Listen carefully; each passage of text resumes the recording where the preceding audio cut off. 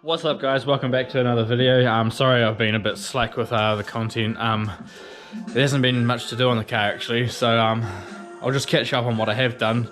I think when I left you guys last, I had the firewall all finished up, so I ended up painting it. So this is how it turned out. Ended up painting the firewall, and then I got a bit carried away and ended up painting the inside of the car as well. So the cage is painted all red, the floor. I didn't do a tidy job on the floor and the roof and stuff, and some of the cage in some spots is real hard to get to with a gun, so I haven't. It's missing in like maybe right in the corners and stuff, but you won't see it anyway. And then when it's a little bit darker in the car, it's all good. So that's what I've done so far. Also painted around the front window for the new window to go in, so it's got a nice surface to not rust and whatnot. I did the mirrors as well, ended up just doing the mirrors just so it's all one colour. So yeah, I also went over the car again as well. Like I didn't prep all the guards and the roof and there, I just wiped it with a towel and went over it with some paint, so it's a little bit shitty in places. You can see little bits of specks of dust and stuff, but I've gone over it twice with the polisher while the paint was still soft, so hopefully like blended in a bit better. So it came out pretty nice on the pillars and stuff. Like the pillars are pretty shiny and the roof's not too bad. But yeah, don't want to spend too much time making it look fucking flash, because I'll probably blow it to bits at some point anyway, so it's alright. But it looks quite nice actually, all one colour. The cage and stuff front on. So I've ended up assembling it. I've got my seat in. I made this thing as well. Give it a bit more of a race car vibe. Just this floor plate here. I've yet to press these two holes because I couldn't press the dies in it. I need a press to do them in. I tried doing them in the vise and they didn't turn out too well, and then I tried making a little frame and a bottle jack to try press them, but they can't quite squash it to fold them just that extra bit, so I'll take them to work at some stage and press it in there. It should be good. I just got to bolt that down to the floor, so I'll just position it where I want and put some riv nuts in, just screw it to the floor there. Makes it look pretty cool. I did inside the doors as well. So there's a couple of things to do while I'm assembling it. I've ended up assembling the back as well. I got the fuel tank in. I've got the radiator back in. I've got to make, I've got to modify the brackets on the this tank here. So this is my swill pot for the top, to go there. So it used to bolt there, I believe, but because of the positioning of everything and where I want this window to go and whatnot, I'm going to move it over to this side. So I've got to put a bracket on the back side here, and I'll riv nut it to the back panel there. So I'm going to do that today, and just put some of the car back together. I've got to do a couple of wires. I've got to rejoin this wire that I've cut when I pulled it through here. I'll put the battery back in, put the fire extinguisher in, I'll put the fuel gauge back in. I'll switch to power on and make sure everything still goes, and I'll put the passenger seat in, and that's about it really.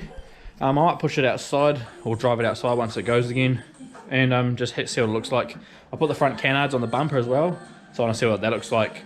Not sure if I like them on there or not. They looked right on the old Vertex bumper, but the Subaru kit, the way the flares are at the bottom, it actually looks alright without anything on there. So whether or not the canards are too much, so I'll push it out and give it a look from afar and see how it looks. But yeah, nothing special about these straps either. It's basically, I'm just going to go like this, pick a number, 60mm wide, and then how high, I don't know, 20mm up, 60, 20, 20, 60, 20, 100mm, and we'll do it by like 20mm or something. So I'll just basically cut a strip 20mm wide, 100mm long, then we'll just bend it 20mm, 20mm, sit it on there like that, weld, another one down here, drill some holes in the firewall, bolt it up. Here's my strips I got, marked out 20mm. Since it's only 3mm alloy and it's so thin, you can just pretty much get it bent like that, and then to get a sharp edge, just tap right on the corner. Good to go. So that'll basically just go like that on the tank. Then I can bolt it through the firewall into there. Oh, and I know I was hitting it with a claw hammer before too. It was the closest thing available, so. Sorry guys, my GoPro died, so I had to film on my phone. But just tacking these on. Just tacking them in the corners. Just because you can, well, I know it's only side cutters, but because you can move them around like so. So I've got them tacked in one corner there. I can do that. Grab something flat, make sure they're quite, you know, in line. Otherwise you go to bolt it on the car and they'll be on the piss or something. So I did just have some footage of me welding this, but going back over looking at it, I realised I had my my Nudigill calendar like in full shot. So it's probably not good for YouTube terms and conditions. So I'll try to reposition the camera and do some welding.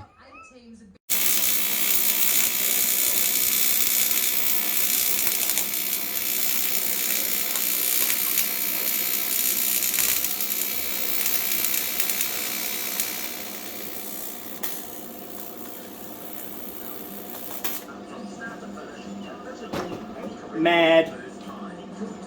Alright. Sweet. Sorry for the blocking. Welded up. If you want to judge my welding, sweet. These are the only riv nuts I have on hand as well. Usually I have the serrated ones. They look like, do I have one in a different style? No, I don't. Normally they got serrated edges towards the top of the flange there, so they won't spin in the steel, or less chance of like spinning when they're in there.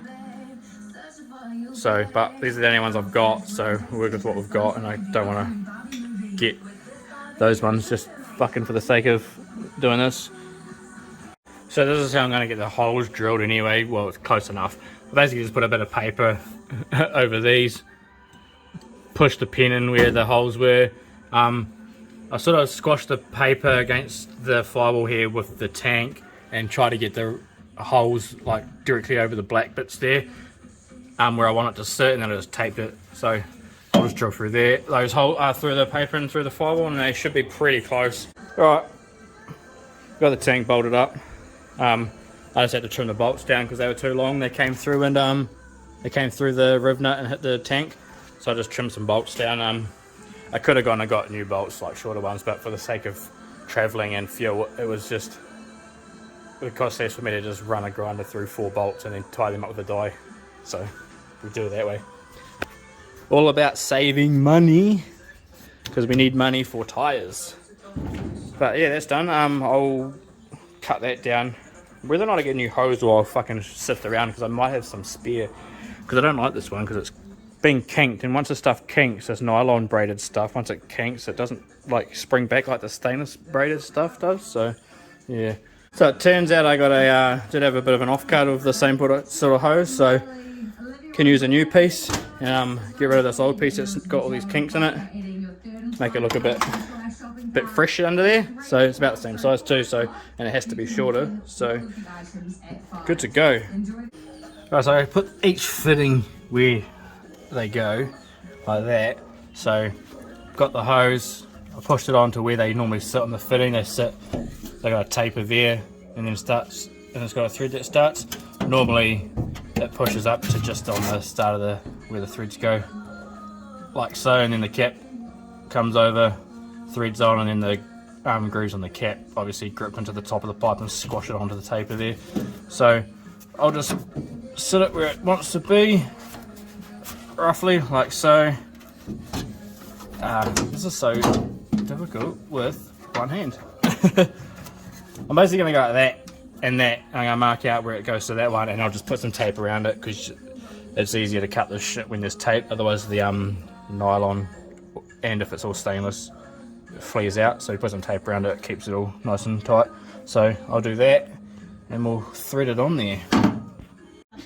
So with these big ones, or these just hose ones that haven't got like a collet, what do you call it, that little, what the PDFE ones have, I can't remember what it's called now, but anyway, yeah, ones that just have rubber that squashes between a taper and a thing. I like to put the hose in so far, enough to get the thread started like that, And then once it's started, push the hose up as far as I can get it, so it's hard up in there, and then wind the fitting the rest of the way in. These big ones you can almost wind on by hand normally most of the way, but because these are used, the threads are a little bit fucking rolled over in some places, so I'll have to do it. In the vise, you can actually get proper tools too, like anodized tools. They don't scratch it, but I don't really care at the moment. Alright, so we've got the hose sorted, bolted up, fits quite nicely. Does run a little bit close to the filler neck of the tank there, but since my brain is so big and my intellect is so superior, me just guessing where this goes managed to work out very good, so win-win. So she looks pretty nice. And back there, nice and shiny. Fuck, she looks perler, mate, perler. So next I want to make a overflow, because this is just like a swirl pot, so the fluid or the water returns from the motor up this one, I believe. Yeah, so when it comes in, it swirls around and then drains into the radiator. Just gets rid of the air bubbles. But when the pressure gets too high, obviously like a normal radiator, the cap releases the pressure, and it's just been releasing out there and leaking, and I've just been topping up the water every time I use it, so I probably should make a bottle. So I might see what I've got lying around the shed and see if I can make a overflow bottle for the water to go in and out of. Alright, so I've got it out of the shed for a bit just to see what it looks like in the sun and outside sort of thing. Get a bit of gauge on whether or not I like these canards. Don't know, what do you guys reckon about the canards on the front? Definitely looks a lot better with everything being red, like the whole inside and stuff.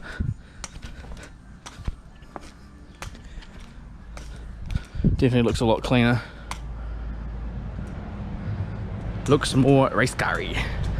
So yeah, just got to wait on some polycarb for the back.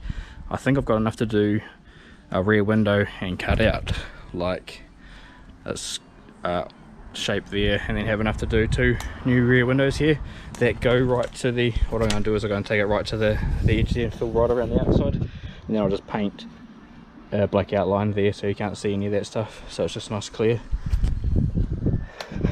So yeah, I still got to make a tank for the back overflow tank, so might get on to doing that. Whether or not I put it in this video or not, undecided. Also got to organise a windscreen too, so yeah.